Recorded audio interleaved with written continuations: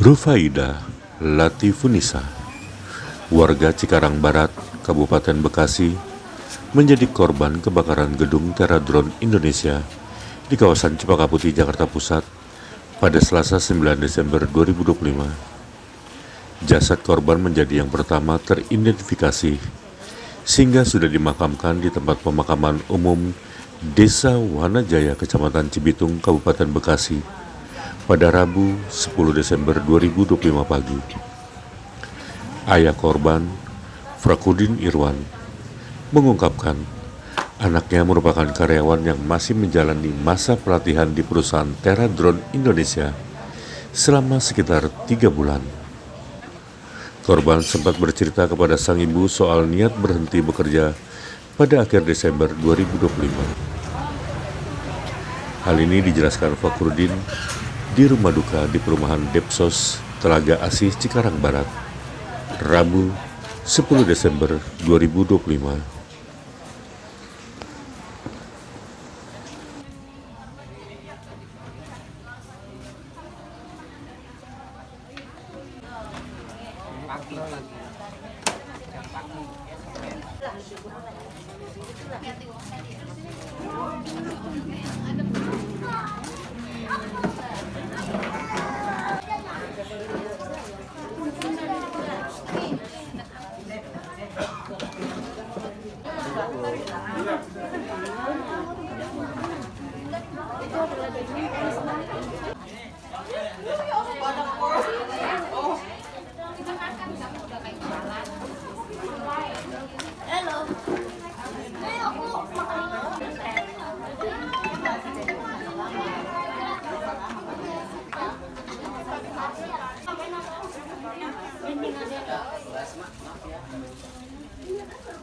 Ada di lokasi yang kebakaran itu, Pak?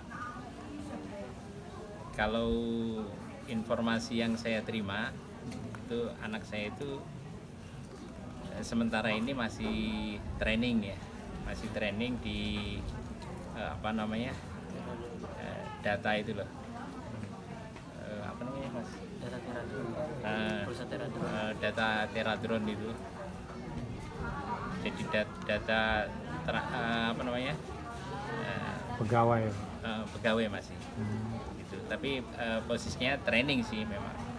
Sudah berapa lama, Pak? Baru sekitar 3 bulan. 3 bulan, Pak? Ya, baru sekitar 3 bulan di Teradron.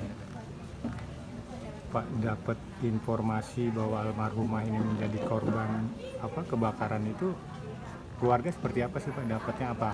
Dihubungi atau seperti apa, Pak? Kalau saya sendiri kan dapat datanya dari teman-teman yang ada di Malang, teman-teman almarhumah yang di Malang. Jadi kalau dihubungi dari Teradronnya sendiri malah belum. Nah, setelah saya coba cek di HP istri itu ada panggilan dari Teradron HRD ya, dari HRD. Nah, setelah itu saya cek, ya memang ada kejadian dan korban sudah dievakuasi ke Polri Kramat Jati. Sebelum itu ada keterangan dari pihak kepolisian saat diketemukan korban berada di posisi lantai mana gitu, Pak? Sempat ada kabarnya gitu, Pak? Kalau saya sudah terlambat, jadi saya nggak ini. Di lantai berapa? Kebetulan terjebak di lantai 5. Lantai 5. Di lantai 5 berarti, Pak? Iya, bersama teman lainnya. Pak, almarhumah ini kan kerja, Pak ya. Itu sebelum kejadian apa ada pamit seperti apa gitu, Pak, firasat atau dari keluarga gitu, Pak? Kalau keseharian saya bilang sih biasa aja sih. Jadi ya biasa pamit, cuman ya hari itu memang agak beda gitu aja.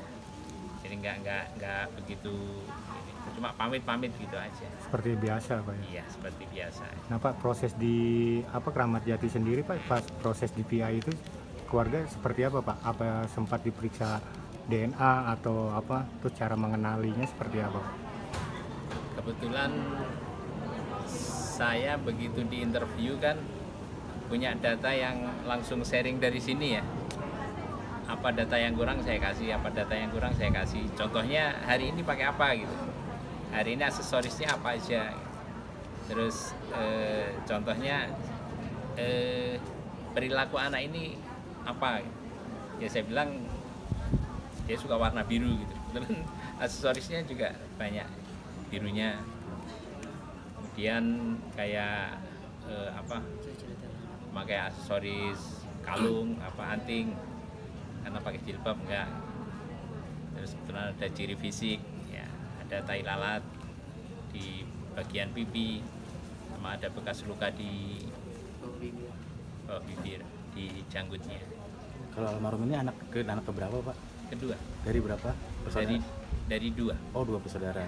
Ini Pak, keterangan dari tim dokter di VI sendiri, korban ini ada luka di mana aja Pak? Terus apa sih kemungkinan yang menyebabkan almarhum ini meninggal gitu Pak? Kemarin dikasih keterangan itu 90%-nya oksigen. Kekurangan Kurang oksigen. Tapi ada luka Pak?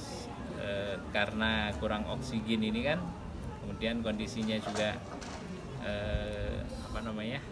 udah panik,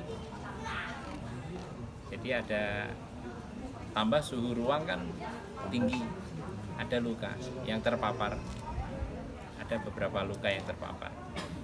Di bagian apa aja Pak? Ada di sebagian muka.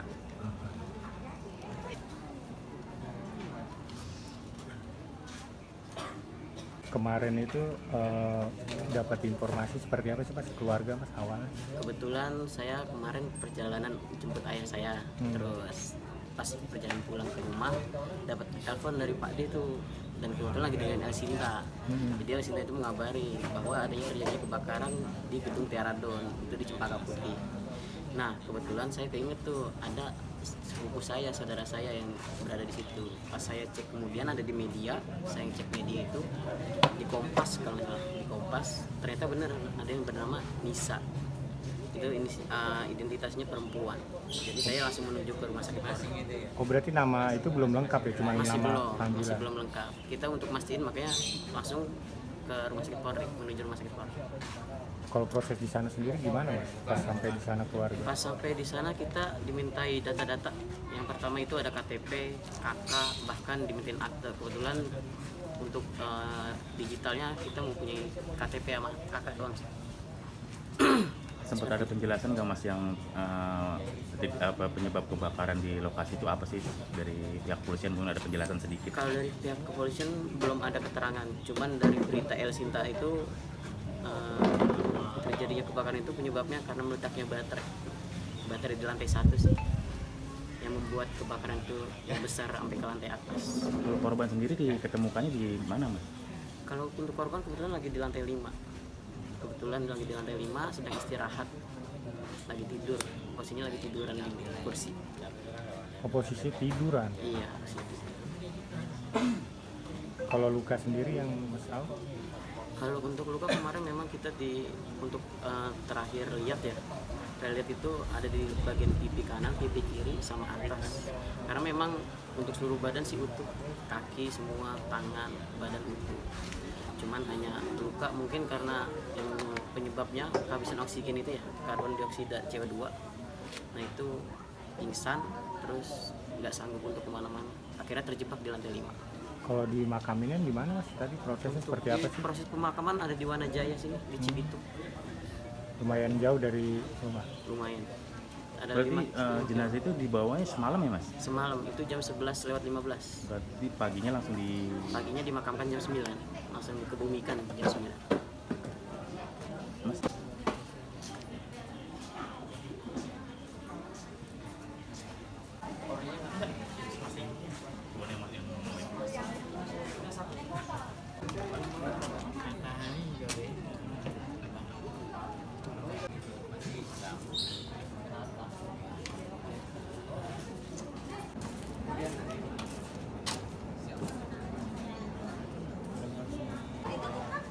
Kalau motor bisa.